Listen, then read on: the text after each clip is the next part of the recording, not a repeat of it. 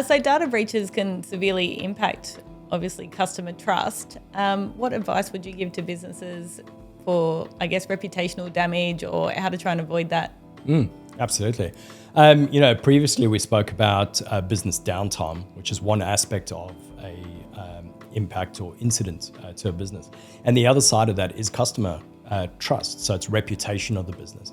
And I'd say a lot of business owners are actually concerned about that.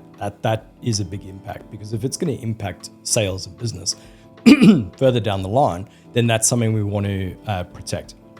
So there's a couple of things, and it's mostly the same sort of stuff that you would need to have in place, right? So we're talking about having all your pre-work done, so your preventative measures around tools, but also training staff and so forth. You've got your post-work, which is your incident response plan tested. Everybody knows what they're doing so that you get back up and running quick. But part of that's actually a communications plan. So you have to have your executive, your HR, marketing, all actually around that. Now that might be depending on the size of your organization, it could be legal, it could be your PR teams as well.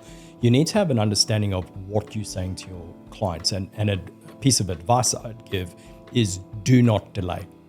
If something happens, you do not want your customers finding out before you've said anything.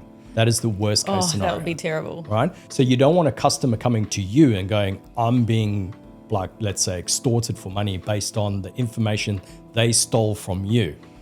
You need to get ahead of that really, really quickly, because what I've heard of is you get a situation whereby that's sort of happening in the background and you have a reporter calling the CEO for comment before they even know what's going on. Oh, it's not a good look. It's not a great situation. No. So you kind of need, in that case, you actually need to know what you're saying to, like, a reporter straight up.